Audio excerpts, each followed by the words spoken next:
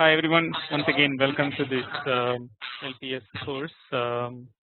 We will be continuing our lecture on TK. We finished talking about TclTk. I hope you have all the things well understood now. Now we will talk about TK. Actually, we are actually discussing TK for the last two lectures. Today we will be continuing that.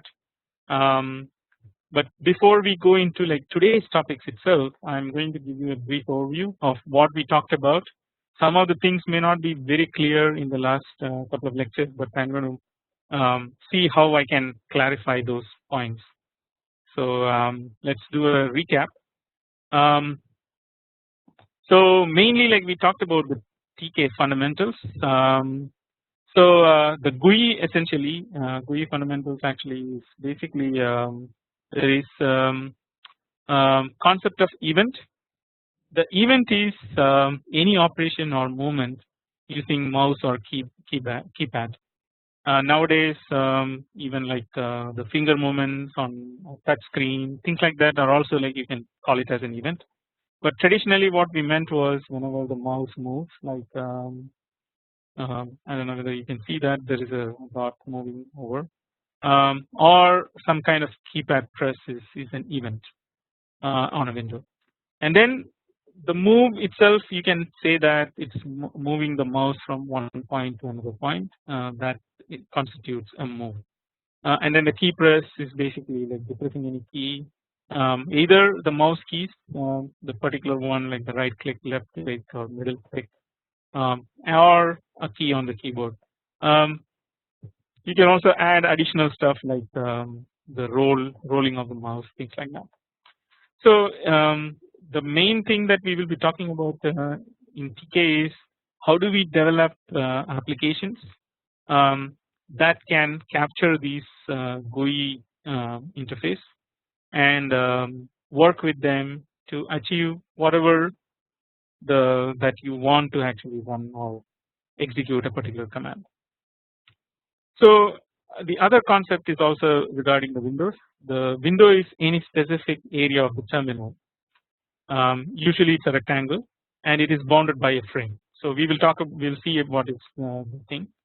And then widget is the other concept, which is part of the window that does a specific task. Basically, it has a shape and it does a specific task. So these are the 2 points that you want to understand basically regarding widget. In most of the textbooks and things like that, they use window and widget as synonyms. But in this class, I want to separate this out, and basically, a window is a collection of widgets, and how we will define it, we will see basically. And then most of the things that we will be worrying about is regarding the widgets and how do we enable the widgets and how do we work with widgets, how do we assign commands to widgets, how do we create widgets, things like that. That's all covered under this TK or toolkit. So here is a brief look at the concept. So you can think of this entire region being a window. Okay. So the window includes, actually if you look at it, there are 4 widgets as such. So there is a frame which is probably the widget number 1, no actually the widget number 0, and then you have actually this should be widget number 3, and then you have this portion of this window, which is itself is a widget that we call it as widget number 1. We will see, like, I mean, we have already seen like how these things are defined, but anyway, and then there is another piece here which is also embedded here. That's widget number 2, and then the third piece, which is basically like basically all the directory names, and then this is widget number 3. In fact, you can also think of this structure here as another widget 4. So altogether now you get like actually 5 widgets in this particular window. So remember this concept. We will come back to this essentially, like, I mean, so, and each one has a different function, as I mentioned. So for example, this one is what is called the banner widget. It just displays the banner. The frame widget essentially like outlines the frame, and then this is the menu widget which contains like what are the menus, different menus. Here it's file and help, and then the main display widget which is this one, plus there is a menu bar widget which is essentially make sure that this scroll bar can move up and down. Okay, so that's the basic concept of Windows and widgets. So in a sense, widgets are objects instances of classes. So now we are introducing a new term called classes that represent buttons,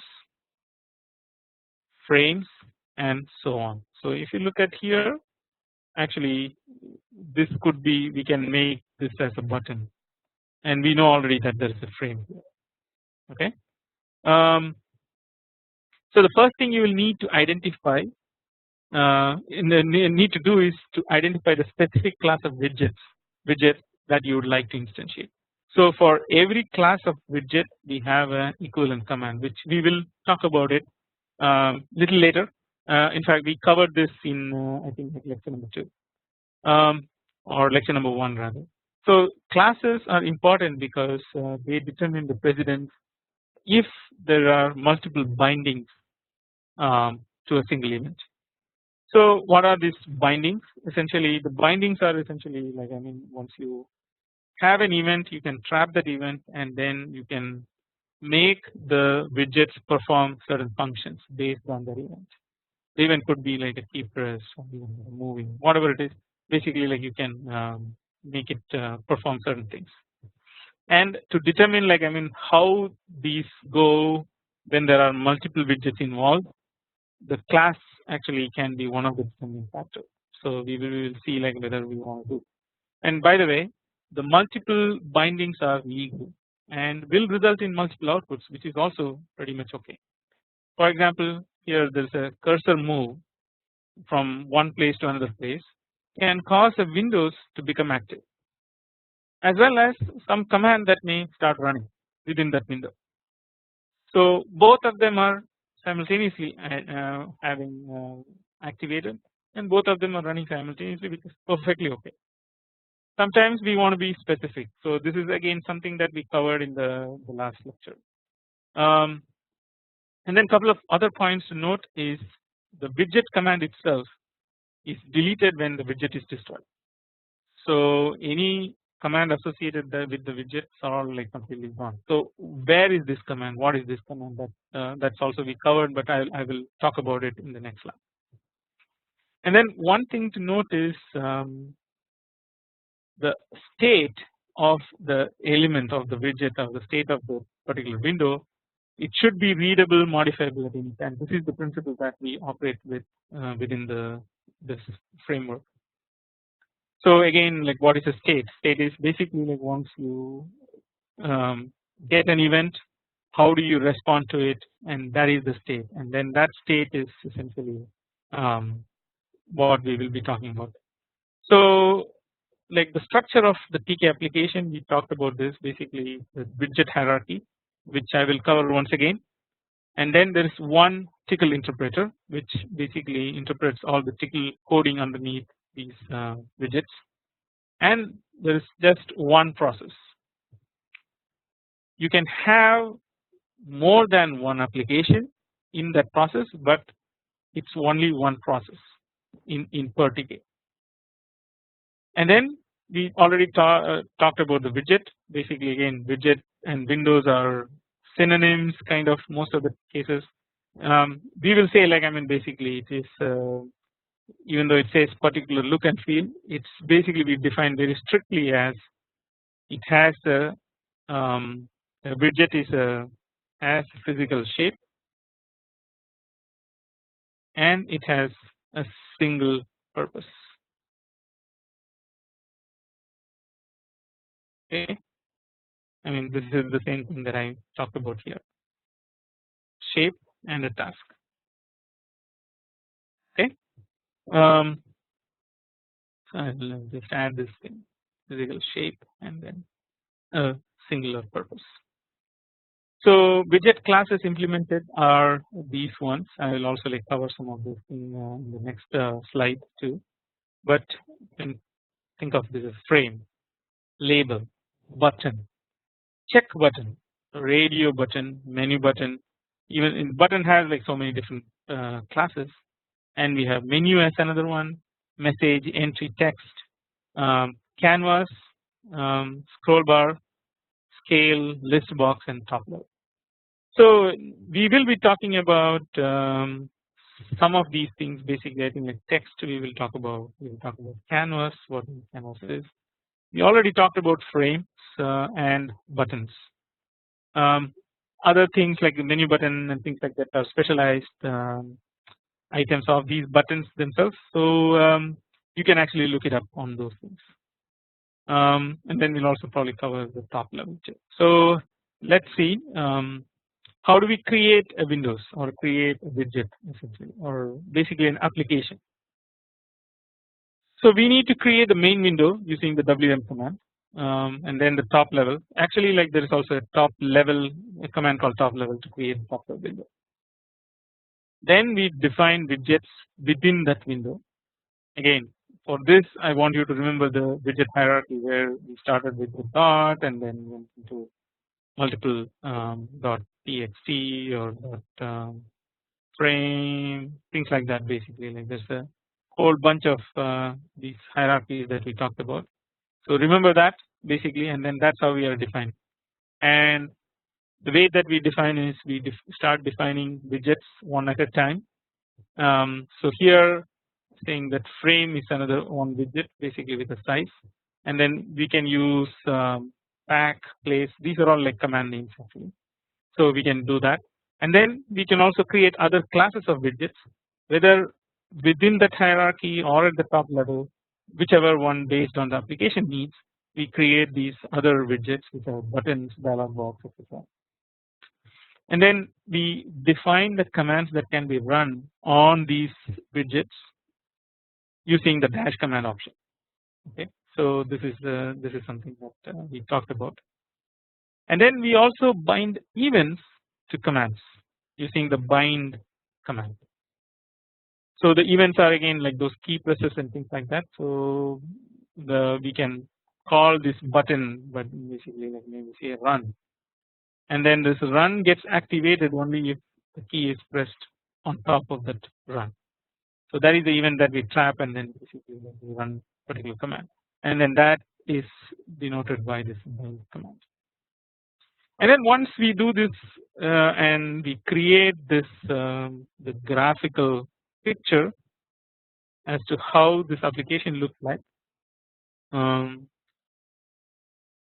and then we go ahead and define all the procs within whatever we are coming up with inside this the graphical picture.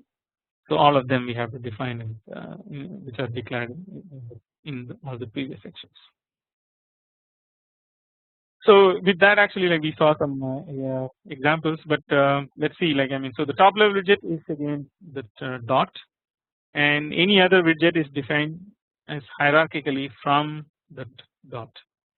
So dot and then x, a, under x you have y, under y you have actually like under x you have no, here, but like this, then you have z, and then under a you have y, which is not the same as x dot y.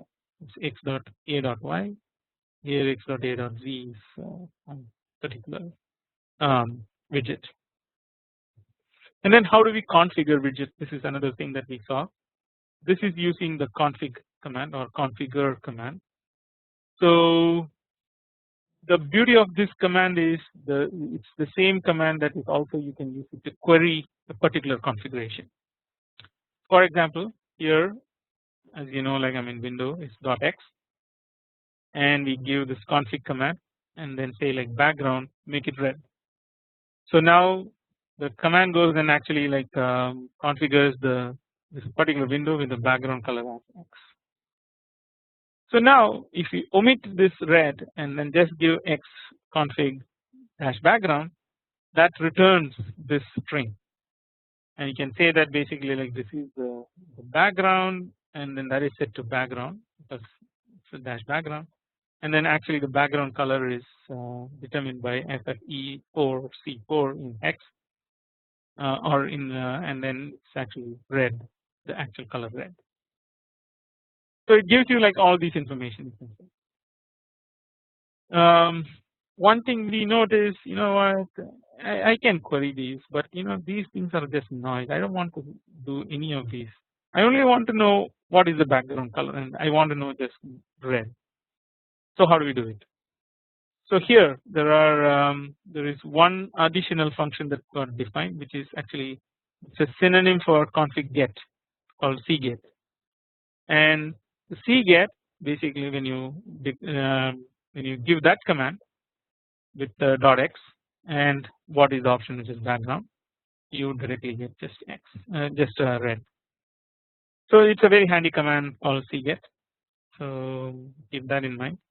And then we can actually, in fact, if the window is already configured, we can actually change the existing configuration of the widgets using config command. So again, some of the popular classes of commands, also the objects essentially in the Windows: button, radio button, menu, canvas, frame, text, list box. Now I also talked about tags essentially. The tags are objects associated with the text widget essentially, and then each tag is referred to via a name chosen by the programmer. Each tag can have a number of different configuration options. The things like fonts, colors, etc. that will be used to format text can be put in as a tag. Even though like I mean the tags themselves are objects having a state, they don't need to be explicitly created. They will be automatically created the first time when the tag name is used. Okay, so here dot text for example, and then the tag is configure highlight line background yellow font and relief raised. Basically it does that to the text window as defined in this command. Then we also talked about this binding order essentially, which is what if multiple bindings match an event. As I mentioned, everything goes in parallel, but we can make it most specific, which is one binding triggers per tag, and it follows the default order of the tags, which is like widget, class, top level, and then all. But we can change the tags with the bind tags command. So again we can also like bind a particular tag to a particular window. So one thing we notice here is like just the general tag is associated with the text for using these highlights and things like that. But in general any tag can be bound to a particular window and reclassify that window into a different one. Okay, so here like I mean we can say like bind tags dot be my button, and then we can also say that it is bound to this particular actually like I mean so this is who all. So that's what we are doing the bind tags for, and we can also like I mean if you want to skip a particular tag, we can just say break, and then that can actually skip some later tags as well.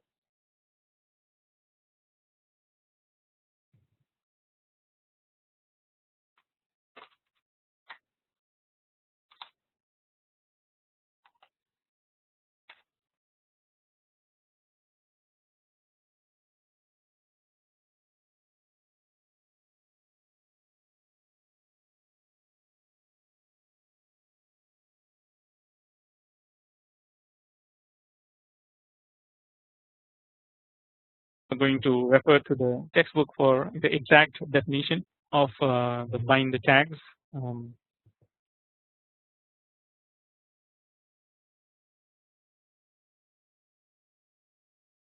essentially like it's a widget class name, basically like a button or whatever it is, and then um,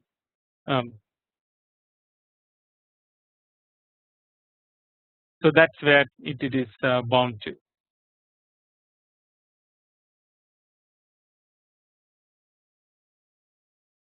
Okay,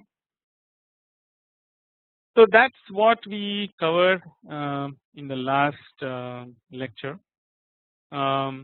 Today we will talk about some new topics in the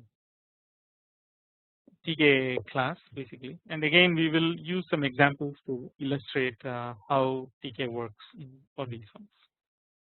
So here is an example for a calendar, or it's called TK cal.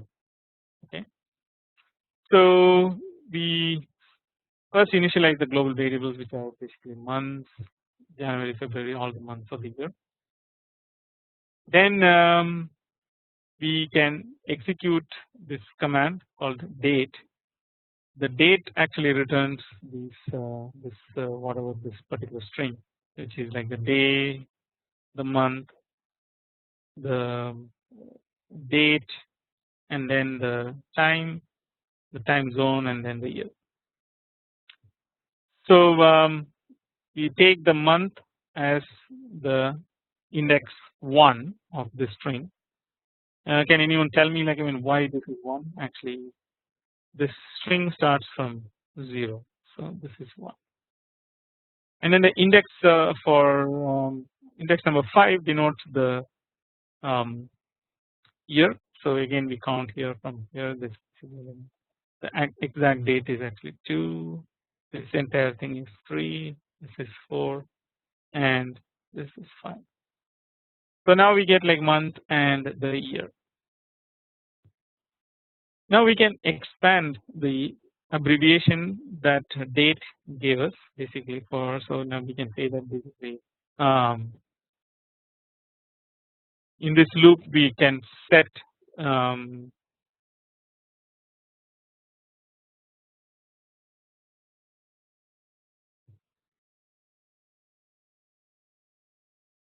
we can find out, like, I mean, which month it is. So basically like run it through this, and then essentially like we are seeing whether there is a match for any particular month that we got here in this one. So the way that we are doing it is essentially like a string match, where we do like dollar month, because we can go with the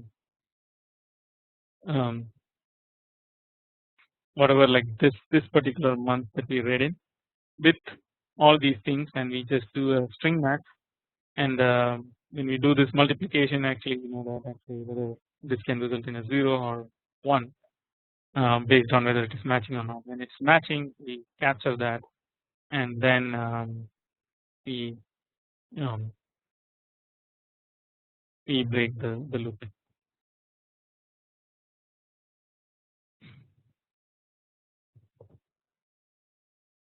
So here we define some menus, the menu action basically, which is called a do menu. That is what we are defining, which is we just set the month to $m, and this is the global month essentially. And then we basically configure these windows, essentially .f.mb, and then we configure with that particular month. So now this will generate here this number, and possibly this year.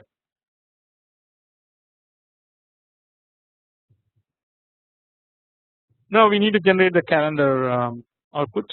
So we can run this program called cal and then collect its output.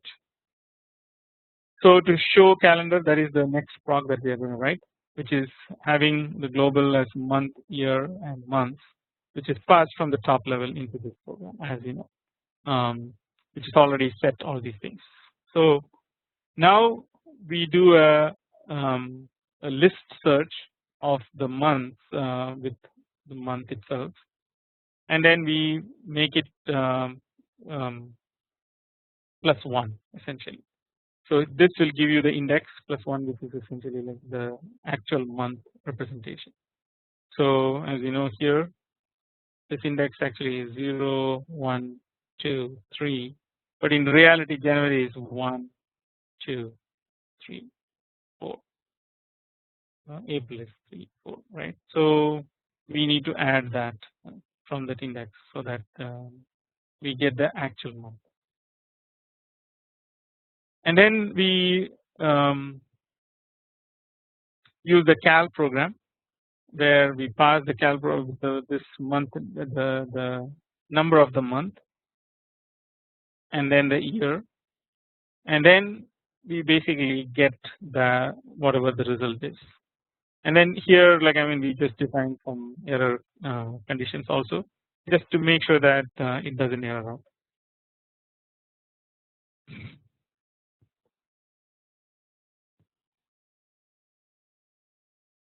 And now for the same window, essentially like where it's a text box window, we will talk about that in the next one. We delete and then insert the output of the cal, which is right here. Essentially, like set cal is here. Only when it's index, when there's an error, it is set to error. But otherwise, it will set to the calendar from the cal function. Now we set up the top widgets. Basically, we set up the frame, and then we pack how to define that, and then we have a menu button, and then that is the .mv. So here it's the same thing. So that it is configured as the month, but we have another menu item which is defined as a window under this MB, which is called the M, and then that has a width of 12, and we just pack that towards the left. Now how do we populate this one? That's for essentially like I mean we say like for each month in M, basically then we add a command to get the label and put it in. So now we have, if you look at this picture, we have this is already set. Now we need to get to the date, and then we can see the calendar. So now for the year, again we essentially like I mean we have a variable called year, and it is 5, and then basically like that's where we can enter the year, and then we do similar kind of things. Basically we set up a button called see calendar, that's this button here, see calendar.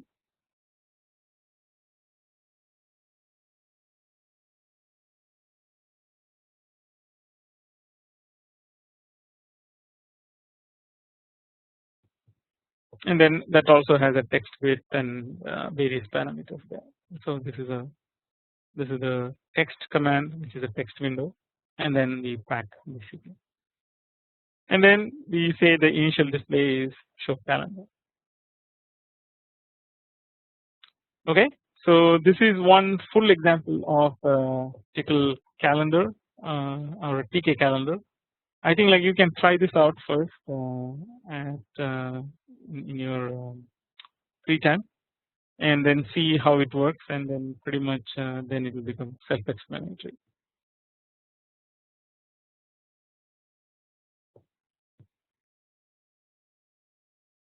So a few more things. Basically this is something that we already talked about, the cget widget.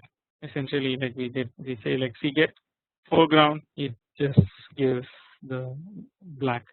Again as I said earlier, it's very easy, much more easier than doing www configure and dash foreground. This gives all kinds of junk, right? We don't need this. Now the as similar to Perl, the env array contains the environment variables. So env home, env editor, things like that.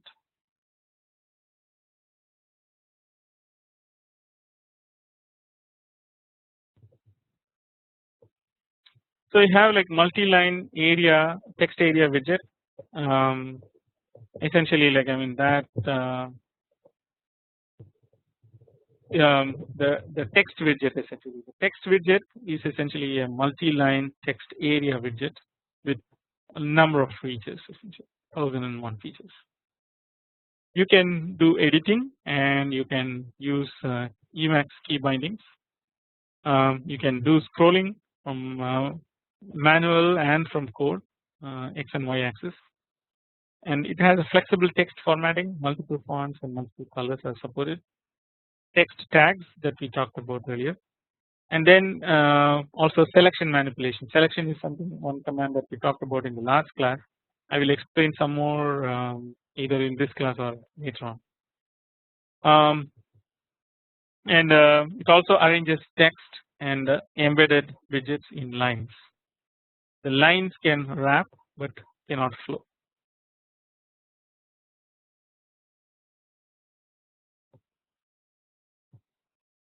So what are some special widget commands? Set, get, delete, select, mark, tag, search, see, window, Y view, X view, bind. These are all special widget commands for the text widget. And then the configuration options, we have a state that we can define, height and width, the spacing 1, spacing 2 and spacing 3, and then what are the state tabs, and then we can say like insert background and or select background.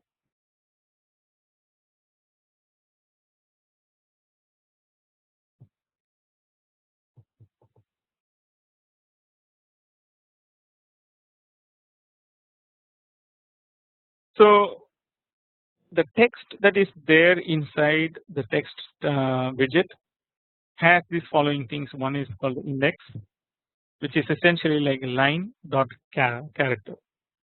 So if you have like 5 lines,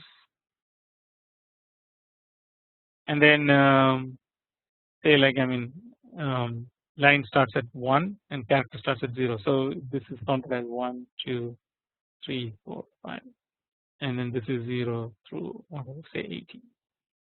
And then now you can actually go exactly to say 53, and then you can read out this number of characters.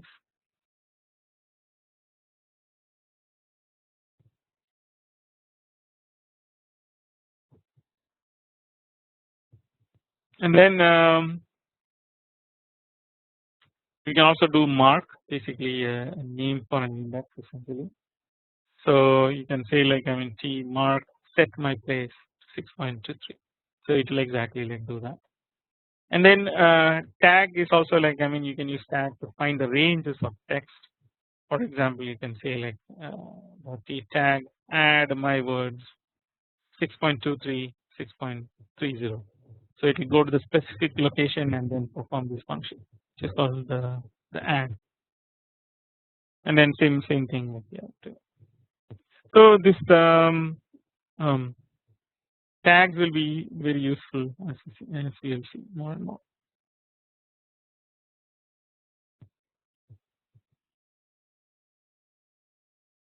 And as I said, basically the tag is one thing, like I mean it's not a permanent command. Basically the state is saved.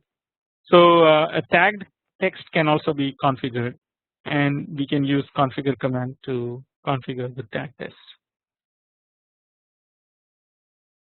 And then the tag text can also have bindings. We can bind certain keystrokes to that particular command, and then we can call it to execute certain things.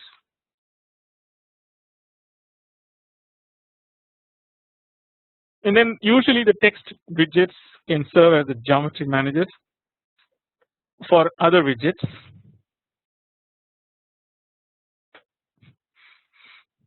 So here is one quick example essentially, which is using also this new command called image. So using the image, we create a photo and a dash file called bar.gif, which is this one. Now we say basically like t.l image 1, and then t window create 1.5 to t1, and then that brings up this window here.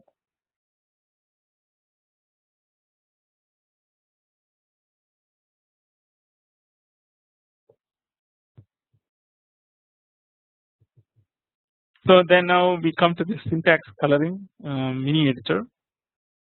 So the TK Emacs does not customize syntax coloring using the regular expressions like Emacs Highline 9 package. It still has one text widget, one scroll widget, and can read and save files.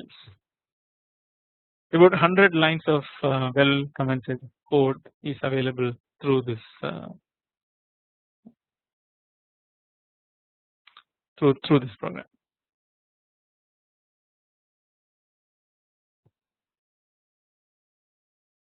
So we come to TK Emacs, basically like for all machines routine.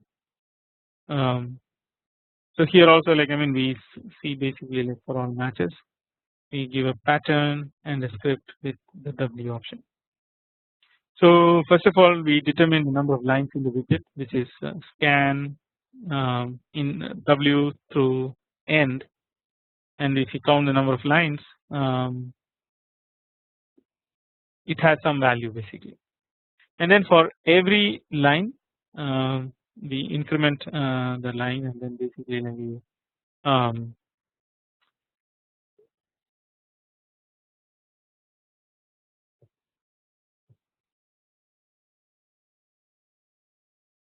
and do a using regular expression we kind of find what is there, and then basically like we generate that as a mark set command, and then we pass it down on, and then move on.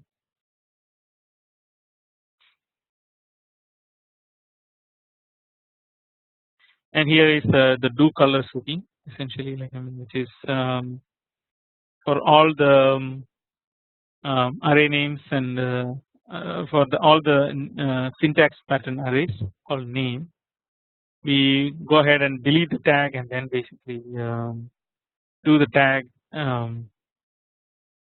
first last basically.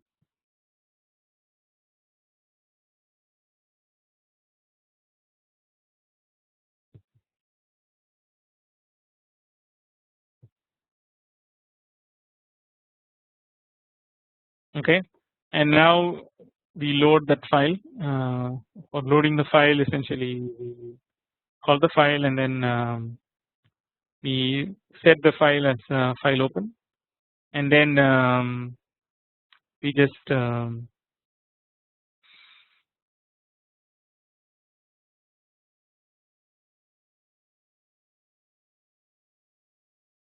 want to insert that particular variable, and then the write file is essentially like we open the file and then basically just write it.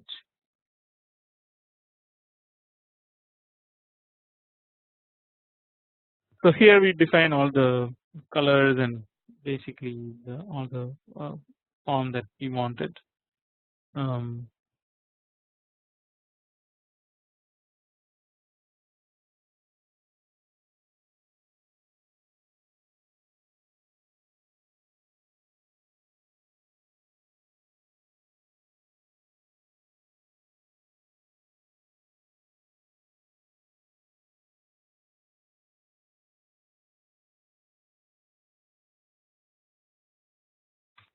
Okay, so continuing with the text widget, the tag text can be configured. So that is using this .t tag configure my words foreground red.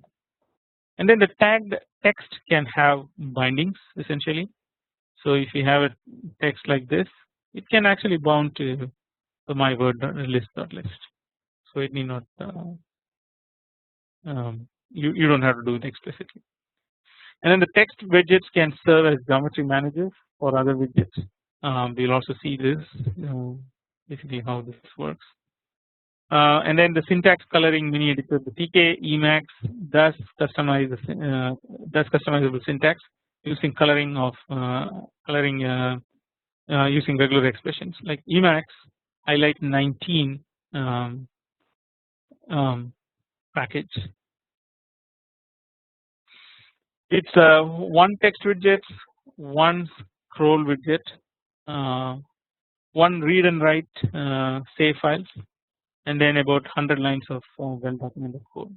So what is the rationale behind this TK Emacs?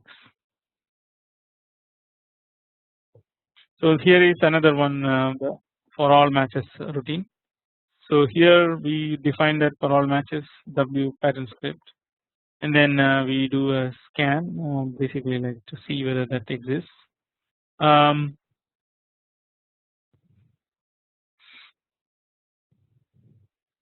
Here we just calculate the number of lines essentially.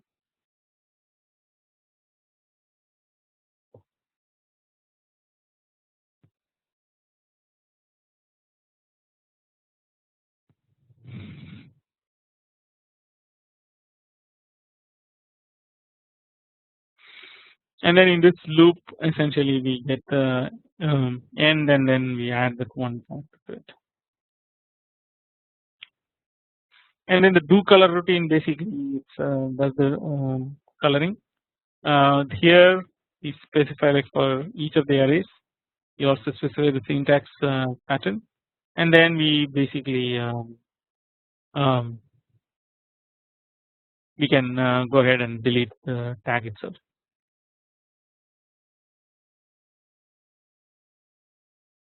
And then we configure with some configuration values.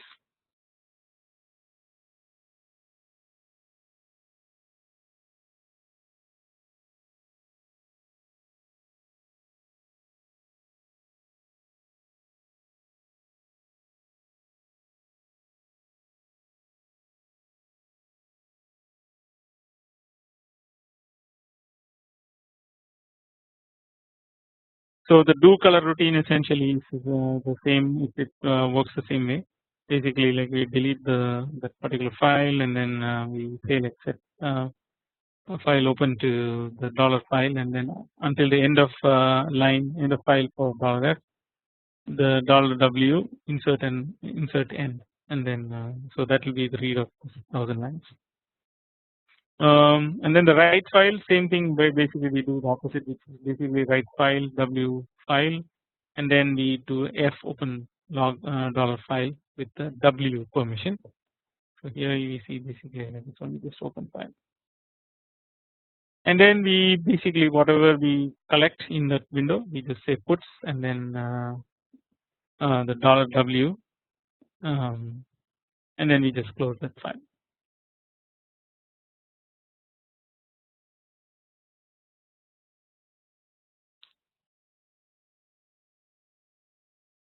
So we take a look at some of the Emacs how it behaves in terms of other things. So one is the set syntax pattern or types, which is gets all the alphanumeric characters, and then set syntax colors types yellow, that checks for that. Syntax pattern directives, again various directives are there. Syntax colors or directives and purple, that's another thing. Then the syntax patterns for new line types essentially, and then for that we cut the. So here essentially like we can see that once we have the syntax patterns as new line, so syntax pattern new line types essentially has all these various types, whether it's character, it's a short or integer, long, unsigned, signed, float, and double. Then we declare the color essentially as yellow, and then the syntax pattern is the regular alphanumeric, and then if all these are commands also, and then following the commands again it's alphanumeric.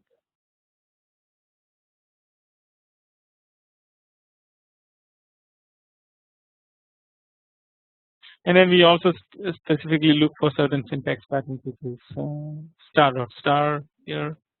So this is one thing.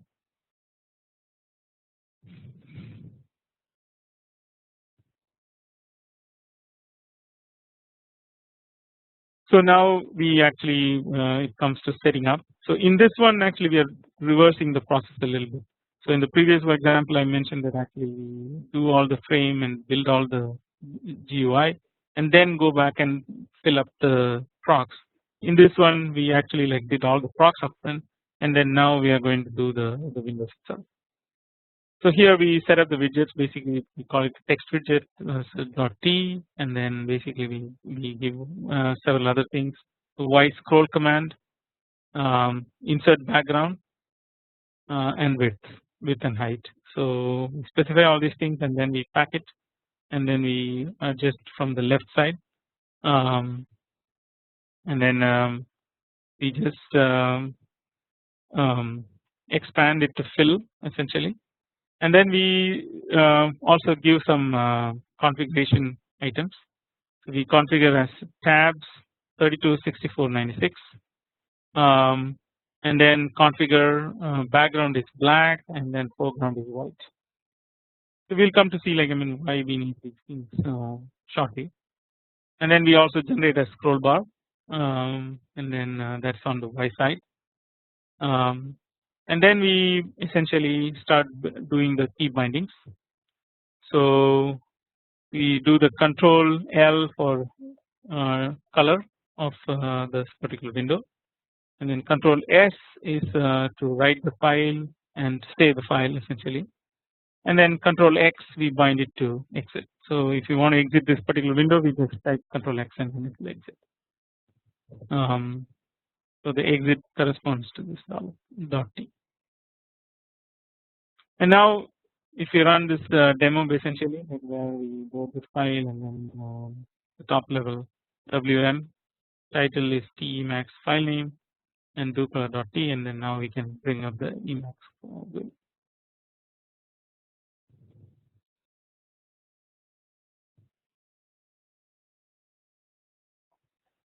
So I will talk about the canvas widget, but we will probably like see the actual example in the next lecture. Okay, so canvas widget is another type of widget which it is used for drawing primitives, and essentially like what this text is doing for words.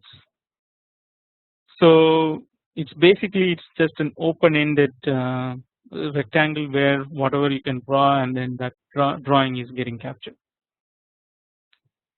So here again for this particular widget there are specific commands, basically add tag, bind, create, delete, detag, find, focus.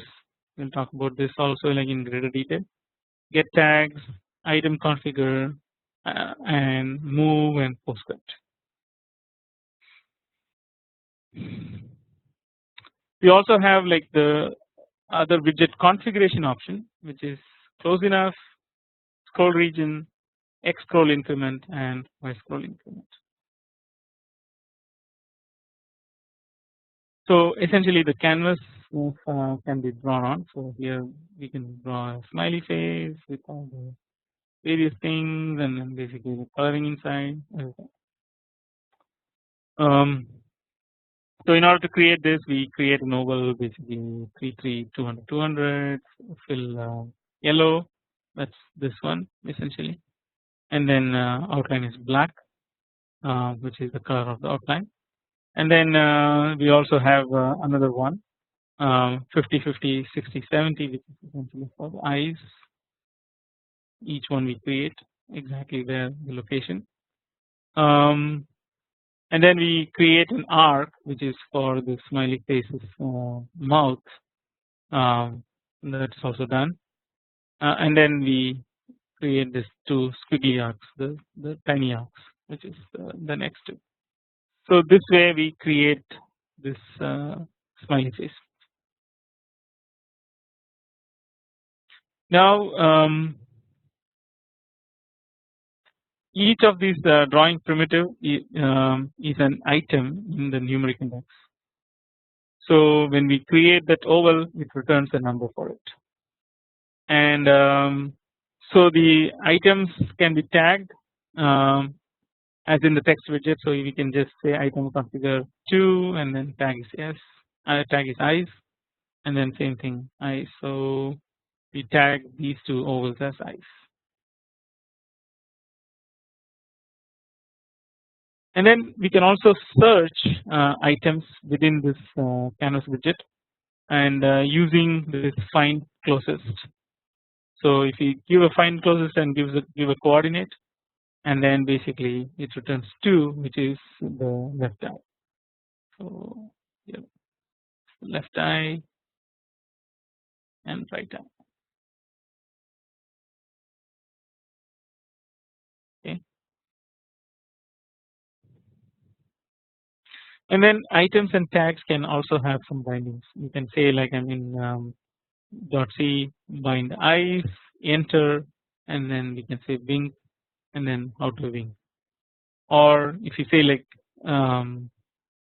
if you press leave, then it will unwink. So all these kind of things.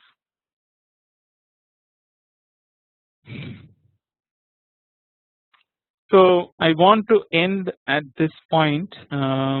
Essentially, I think, and then next lecture we will take up on the furniture arranger as a program, and how we can design it and how we can execute it using TK. So I think that's pretty much it. We will summarize as we go along, and then thank you once again for listening in. Thanks.